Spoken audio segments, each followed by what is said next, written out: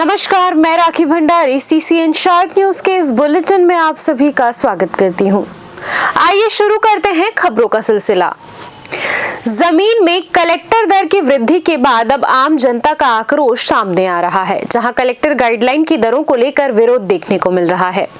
किसान संगठन ने विरोध दर्ज कराते हुए राजधानी रायपुर में प्रेस वार्ता ली और कलेक्टर दर को जल्द से जल्द वापस लेने की मांग की है। किसान, छोटे व्यापारी, जमीन से जुड़े लोगों का मानना है कि इस तरह गाइडलाइन की दरों में वृद्धि सभी को प्रभावित करेगा। सरकार ने आनन फानन में ये फैसला लिया है, जो बिल्कुल भी सही नहीं है। गाइडलाइन की दरों को वापस करने की मांग संगठन कर रहा है। सरकार ने अगर बढ़ी दरों को वापस नहीं लिया तो न्यायालय का दरवाजा खटखटाने के लिए संगठन मजबूर होगा। मेरा नाम एडवोकेट आकाश हिंदुजा है। अपन सिविल कोर्ट रायपुर छत्तीसगढ़ में काम करते हैं। वर्तमान में जो सरकार ने गाइडलाइन के प्राइजेस बढ़ाए हैं, गवर्नमेंट गाइडलाइन जो सरकारी न्यूनतम बाजार मूल्य संपत्ति मतलब ज़मीनों से संबंधित होता है, उसमें 1500% तक की वृद्धि हमने देखी है गाइडलाइंस में।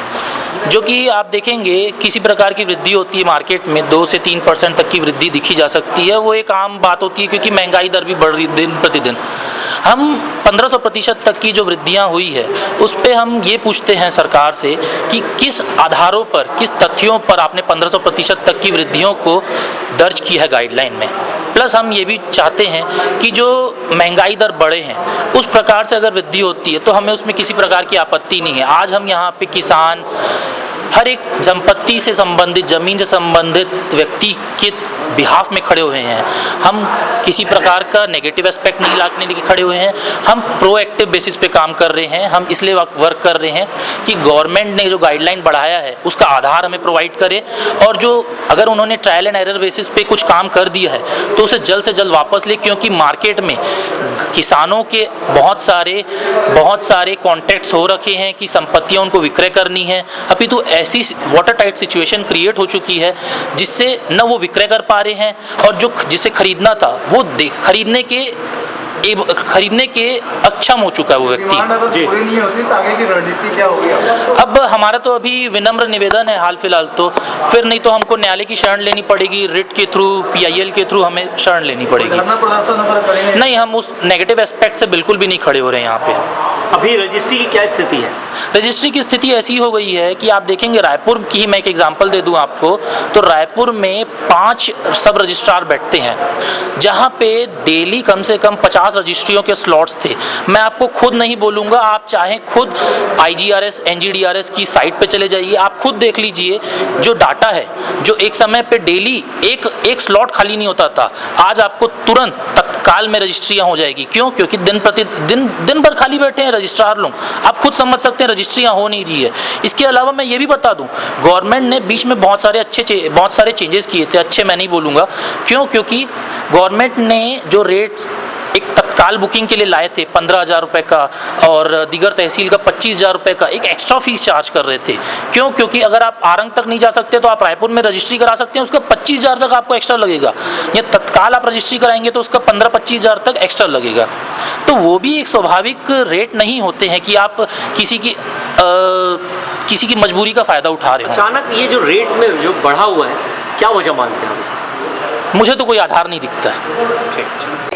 पीसीसी चीफ दीपक बैज ने कई मुद्दों पर चर्चा की। इस दौरान उन्होंने बीजेपी विधायक पुरेंद्र मिश्रा की शिकायत पर पीसीसी चीफ दीपक बैज ने कहा कि जब सरकार बीजेपी की है, मांग करने वाला भी बीजेपी का कार्यकर्ता है, और जिससे मांग की गई वह मुख्यमंत्री है, तो दोष कांग्रेस का कैसे हुआ? आगे उन्होंने कहा, सरकार को खुद इसकी जांच करनी चाहिए। गलती कोई और करे और आरोप कांग्रेस पर लगे, इससे बीजेपी नहीं बच सकती। एसआईआर पर सवाल करते हुए बैज ने कहा कि मृत मतदाताओं के नाम काटना ठीक है, लेकिन बड़ी संख्या में और किन लोगों के नाम काटे जा रहे हैं ये चुनाव आयोग को स्पष्ट करना चाहिए। नशे के कारोबार पर सरकार को घेरते हुए बैज ने आरोप लगाया कि छत्तीसगढ़ में नशे का कारोबार सरकार के संरक्षण में चल रहा है। युवाओं को रोजगार नहीं मिल रहा और प्रदेश को नशे का गढ़ बनाया जा रहा है। इसे रोकना गृह मंत्री की जिम्मेदारी है। देखिए, छत्तीसगढ़ में नशे का कारोबार पूरी तरह से सरकार के संरक्षण में फल फूल रहा है, और सरकार खुद स्वीकार कर रही है कि यहाँ ड्रग्स, यहाँ सूखा नशा पाकिस्तान से सप्लाई हो रहा है। मतलब सोच लीजिए कि सरकार कितनी बेबस है और छत्तीसगढ़ के युवाओं को रोजगार नौकरियां दे नहीं पा रही है, तो सरकार के संरक्षण में पूरी तरह से छत्तीसगढ़ में नशा परोसा जा रहा है, ड्रग्स परोसा जा रहा है, सूखा नशा परोसा जा रहा है, ताकि छत्तीसगढ़ के युवा नौकरी न मांग सके। और छत्तीसगढ़ को पूरी तरह से इस सरकार ने नशा का गढ़ बना दिया है, क्योंकि गृह मंत्री का जिम्मेदारी है इसको रोकना, लेकिन सरकार रोक नहीं पा रही है। मैं समझता हूं अगर थोड़ी भी मानवीयता है, अगर थोड़ी भी इंसानियत है, तो गृह मंत्री को अपने पद में बैठने की, मुझे लगता है कि उनको पद में नहीं बैठना चाहिए। आमाबेड़ा घटना पर दीपक बैज ने बयान देते हुए कहा कि बीजेपी नफरत की राजनीति कर रही है और इसी का ये नतीजा है। घटना की जिम्मेदार बीजेपी और सरकार है। लगातार 2-3 दिनों से कांकेर के आमाबेड़ा में जो घटना घटित हुई है, प्रदेश में इसका अच्छा मतलब इफेक्ट नहीं गया है, क्योंकि भारतीय जनता पार्टी ने पिछले 7 सालों से छत्तीसगढ़ में नफरत का बीज बोया है। अगर नफरत का बीज आपने बोया है तो फसल भी नफरत का होगा। मतलब पूरे छत्तीसगढ़ में इस सरकार ने, भारतीय जनता पार्टी ने पूरी एक दूसरे को लड़ाने का और एक दूसरे को खून के प्यासा बना दिया है, और कहीं न कहीं पूरे नफरती माहौल पैदा किया है छत्तीसगढ़ में। उसी का नतीजा है कि आज एक दूसरे को लड़ने पे आतुर है, और इसका जिम्मेदार कोई है तो भारतीय जनता पार्टी और सरकार है, और धर्म के नाम पर लगातार राजनीति करती आई है, और न विधानसभा सत्र में बिल पेश कर पाया, जबकि ड्राफ्ट तैयार है बिल तो कुल मिला के सिर्फ ये ध्रुवीकरण की राजनीति और वोट बैंक की राजनीति भारतीय जनता पार्टी कर रही है। छत्तीसगढ़ के मुख्यमंत्री विष्णुदेव साय के नेतृत्व में सरकार ग्रामीण अर्थव्यवस्था को सशक्त करने और पशुधन संरक्षण को नई दिशा देने के लिए गोधाम योजना की शुरुआत करने जा रही है। यह महत्वाकांक्षी योजना न केवल पशुधन की सुरक्षा और नस्ल सुधार को बढ़ावा देगी, बल्कि जैविक खेती, चारा विकास और गौ आधारित उद्योगों के माध्यम से गांव-गांव में रोजगार के नए अवसर भी खोलेगी। योजना की मंजूरी मिलते ही धरातल पर योजना संचालित की जा रही है। धमतरी में घुमंतू पशुओं के लिए प्रशासनिक अमला शासकीय जगह तलाशने में काम जुट गई है। इसके साथ ही इच्छुक संस्थाओं से गोधाम संचालन हेतु आवेदन मंगाए जा रहे हैं। दरअसल योजना का स्वरूप इस तरह तैयार किया गया है कि निराश्रित एवं घुमंतू गौवंशीय पशुओं की देखभाल के साथ साथ चरवाहों और गौ सेवकों को नियमित आय का स्थायी स्रोत उपलब्ध हो, जिससे ग्रामीण जीवन में आर्थिक स्थिरता और आत्मनिर्भरता आ सके। गोधाम योजना के ड्राफ्ट को वित्त एवं पशुधन विकास विभाग से भी मंजूरी मिल चुकी है। मैं डॉक्टर भूपेंद्र कुमार सिन्हा, विकास खंड पशु चिकित्सा अधिकारी विकास।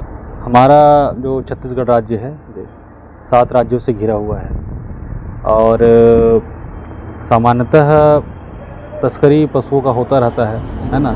उसी को रोकने के लिए छत्तीसगढ़ शासन की ये महत्वपूर्ण योजना है। इसके तहत जो पूर्व में गोठान बने हुए हैं उनको अधोसंरचना विकास और करते हुए, उसको मजबूत दिलाते हुए जिला पंचायत, जनपद पंचायत और पंचायती सहयोग से और पशुपालन के साथ एक सामंजस्य करते हुए गौ सेवा आयोग ने इनका गोधाम का समिति का गठन किया है। इन समिति के माध्यम से हम लोग अपने क्षेत्रों में जहाँ जहाँ गोधाम बना सकते हैं उन गोठानों का चयन किया है, और यहाँ पे जो जब्त पशु हैं या निराश्रित जो पशु हैं रोड में घूमते रहते हैं, जिनके कारण दुर्घटनाएं भी होती रहती हैं, इसको रोकने के लिए सरकार ने इन गोधामों में इन पशुओं को रखने का, आश्रय देने का व्यवस्था किया है। इसमें सर कितना क्षमता रखना है सर, उसमें क्या क्या तैयारी हो रही है सर? अभी छत्तीसगढ़ गौ सेवा आयोग के द्वारा समिति का गठन कर चुके हैं जिले स्तर पे, विकास खंड स्तर पे, और प्रस्ताव भी आ रहे हैं। स्वयंसेवी संस्था है या NGO है ना, इनके द्वारा अभी प्रस्ताव एप्लीकेशन हमको प्राप्त हो चुके हैं। इनका हम लोग निरीक्षण कर रहे हैं।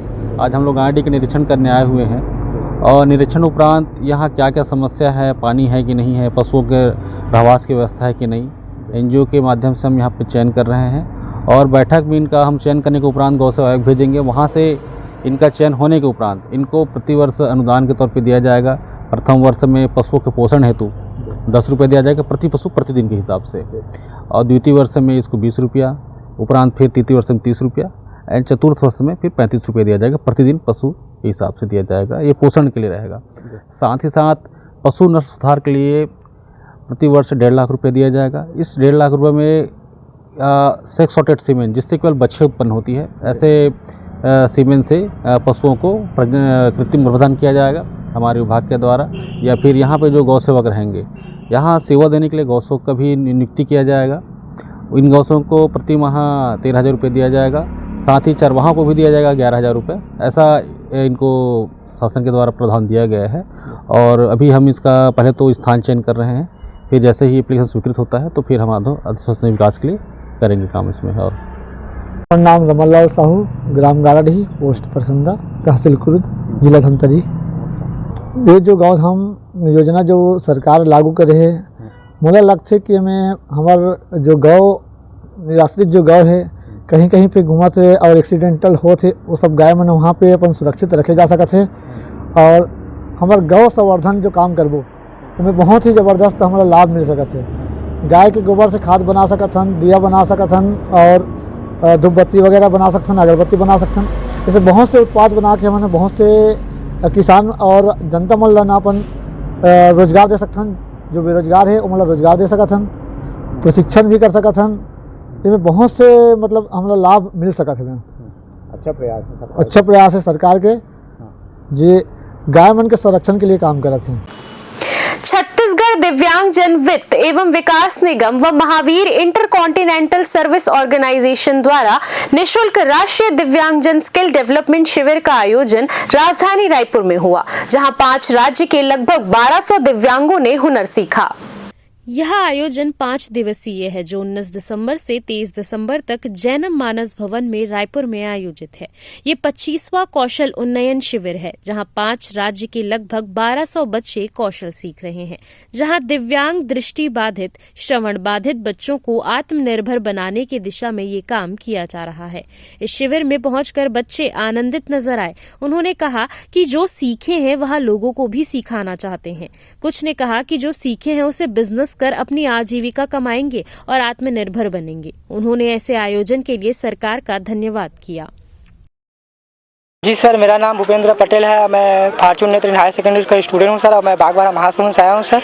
जी सर, मैंने यहाँ गोबर का दिया बनाने के लिए सीखा हूँ सर, और शैम्पू बनाने के लिए, और फिनाइल बनाने के लिए, और पान मसाला बनाने के लिए सीखा हूँ सर यहाँ पर। जी, अभी इसके बाद आप क्या करेंगे? वो जो सीखे हैं उसे कहाँ? जी सर, इसको मैं अपने रुचि ले लिया हूँ सर मैं इसको बनाने के लिए, और मैं इसको बनाकर अपना बिजनेस करूँगा सर। मैं कहाँ बिजनेस की प्लानिंग है आपकी? जी सर, अभी मैं तो फिलहाल के लिए मैं अपने साथियों के साथ स्कूल से स्टार्ट करूँगा सर, उसके बाद अपना खुद का करूँगा सर। कैसा महसूस हुआ आपको यहाँ पहुँचने के बाद? जी सर, मुझे बहुत अच्छा लगा सर। यहाँ आने के बाद मुझे बहुत कॉन्फिडेंट हुआ हूँ सर मैं कि अपना आत्मनिर्भर मैं बन सकता हूँ बोलकर सर, जो हमारे नरेंद्र मोदी बोल रहे सर आत्मनिर्भर बनो।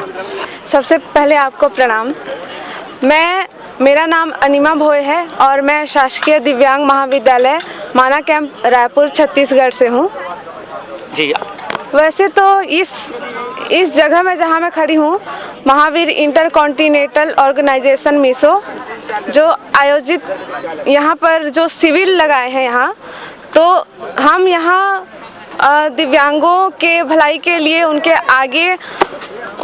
आगे भविष्य के लिए यहाँ इन्होंने जो यहाँ शिविर लगाए हैं, तो इसमें हम लोग बहुत टोटल 57 जो हम लोगों के आगे काम आ सकती है, जो घरेलू चीज़ें हैं उनको बताने के लिए, सिखाने के लिए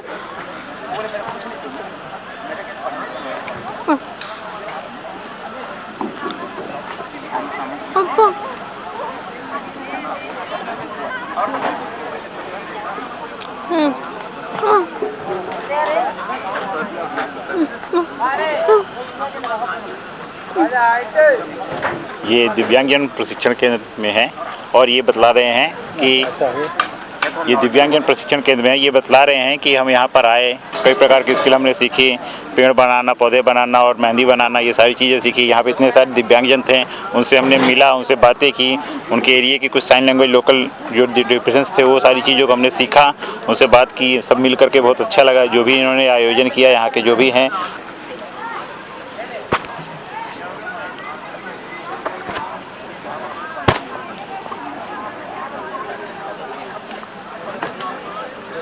आप सभी यहाँ पर जैसे कि आए हुए हैं, सर ने बुलाया है सबको, ये पहली बार ऐसा हमने आया हुआ हमने देखा है। हम चाहते हैं कि अभी सभी लोग इस तरीके से दिव्यांगजन आएँ और इस प्रकार का प्रशिक्षण लें।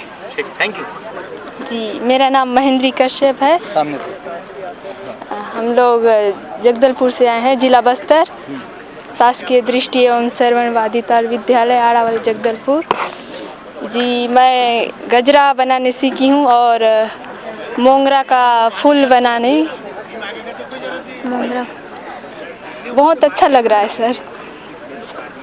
ये सीखने के बाद आप जाओगे आप अपने शहर जी, तो वहाँ क्या करना चाहोगे आप? हम दूसरे बच्चे लोग को भी सिखाना चाहेंगे। देखिए, अभी शुरुआत किए हैं इम्प्लीमेंटेशन की, और ये इम्प्लीमेंटेशन जैसे हम लोग हर साल महावीर इंटरकॉन्टिनेंटल सर्विस ऑर्गेनाइजेशन के अंतर्गत इस तरह के कैंप 2 से 3 कैंप हर साल लगाते हैं। ये कैंप हमारा पहले से तय था, तो दिव्यांगजन वित्त एवं विकास निगम को भी साथ में लेके मिल करके ये काम कर रहे हैं। आप देख रहे हैं कि 1200 के करीब करीब बच्चे जो यहाँ पर हैं, मूक बधिर हैं और दृष्टिबाधित हैं, और उन बच्चों ने जो चीज़ सीखी है, आज दूसरा दिन है और पहले दिन जो सीखे आज वो खुद सिखाने लग गए हैं। आप कई स्टॉल पे जाएंगे तो वो बोलेंगे कि लिप बाम बनाना नहीं, लिप बाम ऐसे बनाने। दृष्टिबाधित बच्चा जो है लिप बाम कैसे बनाना है वो ट्रेनर को समझा रहा है। इसी तरह से झाड़ू बनाना है या और भी अलग चीज़ें जो है वो बना करके और वो मार्केटिंग के लिए रख रहे हैं और लोग बाग खरीद के लेके जा रहे हैं। अभी संयोगिता सिंह जी जुदेव जी आई थी और उन्होंने काफ़ी परचेज़ किया। हर स्टॉल के ऊपर कुछ न कुछ जो है दिव्यांग लोगों ने या जिस तरह से बनाया है और उन्होंने देखा रहे इतनी अच्छी चीज़ और बढ़िया है, वो ख़रीद के गई हैं। ऐसे काफ़ी लोग आ रहे हैं, ख़रीद भी रहे हैं। और ये जो बिक्री जो होगा और इन बच्चों ने जो बनाया है उसका जो प्रॉफिट है उन्हीं बच्चों को दिया जाएगा, ये कहीं और इधर उधर नहीं होगा। ये हमारा लक्ष्य है और निश्चित तौर पे ये 1200 बच्चे जाने के बाद में हर बच्चा इस लायक हो जाएगा कि 15,000 रुपये महीना कम से कम कमाए। ये बच्चा छत्तीसगढ़ के जितने भी इस तरह के बच्चे हैं उनको हम वित्त एवं विकास निगम के माध्यम से लोन देंगे। लोन क्योंकि ट्रेनिंग इनकी हो गई है और ट्रेनिंग के बाद में इनको रॉ मटेरियल हम गिफ्ट में दे रहे हैं। लोन देंगे तो वो उससे पूरा बनाएंगे और बना के मार्केटिंग करेंगे। अब मार्केटिंग की, अब आपने जैसे एक क्वेश्चन पूछा है कि आगे क्या योजना है, तो ये सीख तो लिए, अब इनको मार्केट इनको मिला है, लेकिन फिर भी और बड़ा मार्केट कैसे हो कि जो पूरे समय काम करे। तो हम बहुत जल्दी एक यहाँ पे जगह हमने किराए पे ले ली जहाँ ट्रेनिंग सेंटर भी रहेगा। करीब हाउसिंग बोर्ड ने हमको 2600 स्क्वायर फीट का ट्रेनिंग सेंटर के लिए हॉल दिया है किराए पे, और एक 659 फीट की दुकान हमको मिली है और उसके अंदर ये सारा माल यहाँ पे बिकेगा। ये हमारा प्रयास है। दिव्यांगों की संख्या कितनी है प्रदेश में? प्रदेश में अभी तक लगभग 7 लाख के आसपास में दिव्यांगों की संख्या है और उसके लिए हमने मुहिम चालू कर दी है। शीघ्र ही हम प्रयास कर रहे हैं कि स्वास्थ्य मंत्री का, मुख्यमंत्री जी ने ओके कर दिया है, स्वास्थ्य मंत्री से बात करके बैठ करके ऐसी प्लानिंग करेंगे कि हर गांव तक पूरा इसका जो है सर्वे हो, उनका दिव्यांगता का उनका कार्ड बने, यूडीआईडी कार्ड उनको मिले, और यूडीआईडी कार्ड के साथ साथ में हम अगली योजना जो है रेलवे में कंसेशन उसी को मिलता है जो रेलवे के अंदर रजिस्टर्ड रेलवे में उसका कार्ड बना हुआ है, और रेलवे का कार्ड नहीं होता है इसलिए बहुत परेशान होते हैं। तो उसकी भी हमने शुरुआत करी है। अभी डीआरएम और डीसीएम से मिल के आए थे और 3 महीने का उन्होंने कहा है कि 3 महीने में आप जितने प्रपोजल हमारे पास देंगे हम उनके एक ऑनलाइन कार्ड बना करके आपको कितने बच्चे आत्मनिर्भर हो चुके हैं अभी तक दिव्यांग में? देखिए, हमारे माध्यम से जो 24 कैंप हुए हैं उसमें 12,500 से ज़्यादा बच्चे जो है आत्मनिर्भर हो गए हैं और आत्मनिर्भर होने के बाद में वो 1 लाख रुपए महीने तक का भी कमाना। आपके कार्यकाल में कितने लोगों को आप आत्मनिर्भर करने की एक योजना बनाए हैं लक्ष्य? देखिए, मेरा कार्यकाल तो कोई अगला फिक्स नहीं है, पर फिर भी मेरा ये है कि मेरा लक्ष्य है कि हर साल में कम से कम 1500 से 2000 कम से कम जो है आत्मनिर्भर दिव्यांग को बनाएंगे। आप देखिए, स्टॉल के अंदर कई लोग ऐसे सिखाने वाले भी बैठे हैं, उनको हम मौका दे रहे हैं कि वो सिखा रहे हैं, उसका उनको पारितोषिक तो मिलेगा ही मिलेगा, लेकिन उनको रोजगार जो है परमानेंट रोजगार किस तरह से मिले उसके लिए हम प्रयास कर रहे हैं। सालों से इस फील्ड से जुड़े हुए हैं, लोगों की मदद कर रहे हैं, वर्कआउट कर रहे हैं।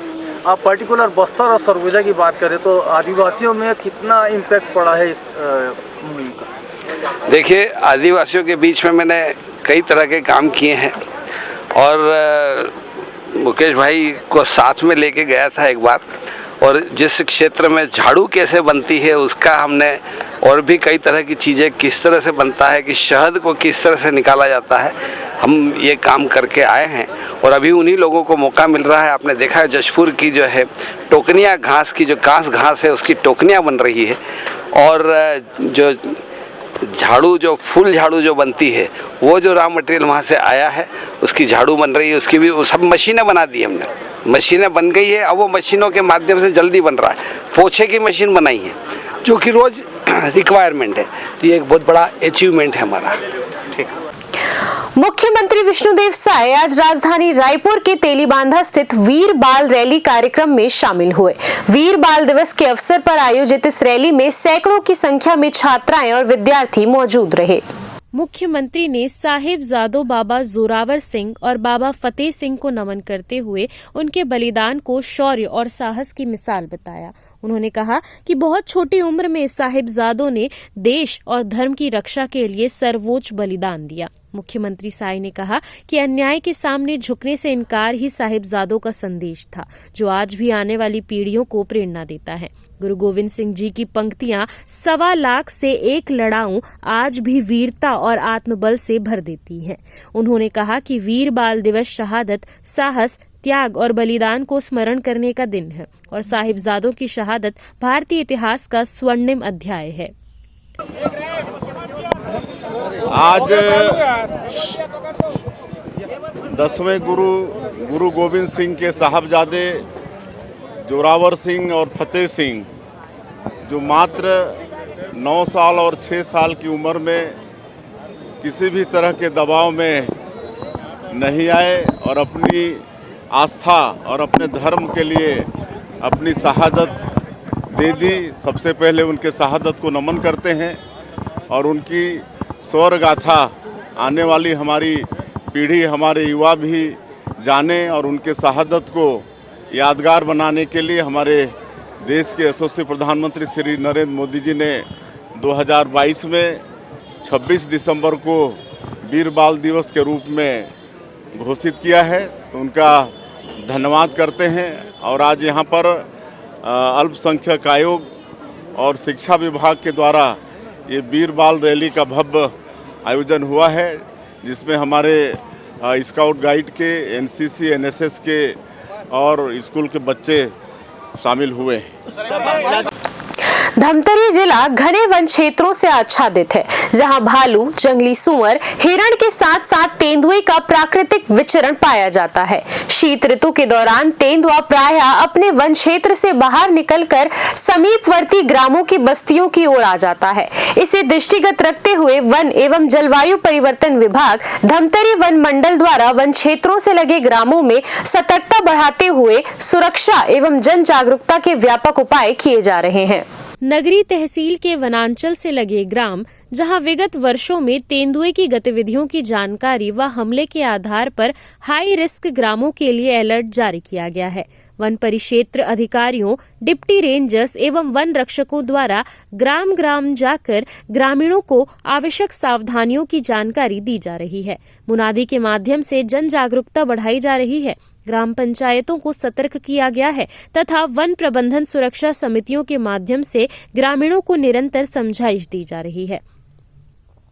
वन विभाग द्वारा बच्चों की सुरक्षा पर विशेष जोर दिया गया है। अभिभावकों से अपील की गई है कि छोटे बच्चों को अकेला न छोड़ें, विशेषकर सुबह, शाम एवं रात्रि के समय उन्हें किसी बड़े के साथ ही बाहर भेजें।